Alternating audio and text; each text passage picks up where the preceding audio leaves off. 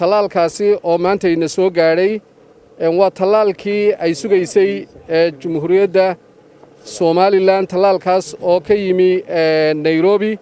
waxa uu talaalkaasi si toos ah uga yimid magaalada Nairobi waana qaybtii ay sugaysay xukuumadda Jamhuuriyadda Somaliland oo si toos ah uga yimid magaalada Nairobi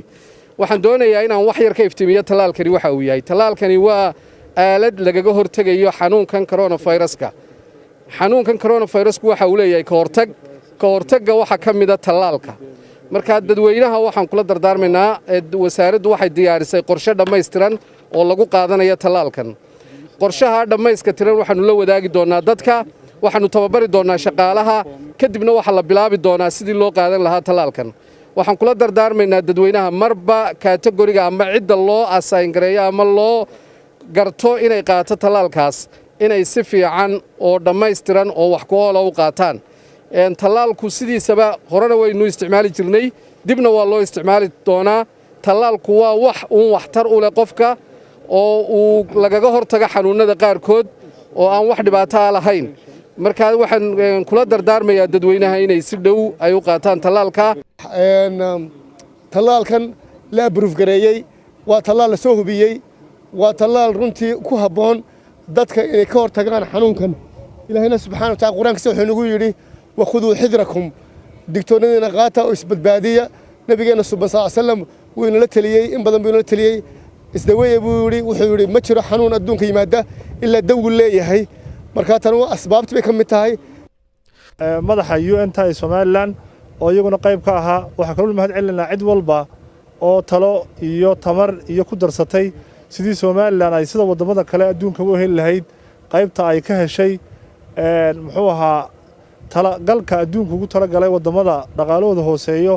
inay helaan talaalkan inta waxay raacda halkan waxa maanta aanu kula wareegaynaa waa talaal loogu tala galay 65,000 oo qof oo wasaaradda caafimaadku ay bil ka hor bilowday qorshaha cidii la siin lahaa oo lagu horeysiinayo shaqaalaha caafimaadka oo dadka ku jira safka hore ka la dagaalanka xanuunkan oo ay ku jiraan macallimiinta oo ay ku jiraan shaqaalaha kale ka howlgala goobaha ilaha dhaqaalaha dalka soo gala sida madaarada iyo goobaha muxuu dalka laga soo galo iyo dhammaan cid walba oo qarankan u adeegta oo waxa weeyaan muhiim u ah in la ilaaliyo labo waxa qaybtan waa qaybtii koobaad waxaan filaynaa in maanta u bilaabantay uu socdo qorshuhuna wuxuu yahay in ilaa 20% dadka la talaalo iyadoo aynu ka helayno mucaawinada Covax aynu ka helayno qaran ahaan halka kumaanu istaagin waxaanu sidoo kale aanu bilownay wada hadal iyo codsiyo u qornay wadamada aynu saaxiibada nahay ee kale oo aanu doonayno in qof walba oo reer Somaliland uu helo talaalkaasi wasaaraddu waxay diyaarisay qorshihii oo dhameystiran wasaaraddu waxay diyaarisay halkii talaalka lagu haynayay wasaaraddu waxa uu diyaaray in qof walba oo goobta uu joogo uu talaalka ugu tagi doono gaar ahaan shaqaalaha caafimaadka lagu horeysiinayo iyo qaybaha kale bulshada hore sidii loo sheegay xanuun waxa lagu dagaalamay ugu dambeeya waa talaal iyo ka hortag maanta waxaynu haynaa waa talada dadka waxa laga rabaa laba shay koow in hadba cidii ay soo gaadho kalkeedu inay u diyaar garowdo iyo labo dadku inay laabto furaan oo sababtoo ah talaalkan waa talaal la hubiyay oo dawladihii waaweynaa Ingiriisku ka mid ka ahaa oo isticmaalayo wadamadan imika jaarka oo dhan Djibouti shalay dadkiisii madaxweynihii Jamhuuriyadda Djibouti iyo marwadiisu waa istalaaleen Ethiopia waa la mid Kenya marka taalaftoodu waxay noo tilmaamaysaa inaynu qayb ka nahay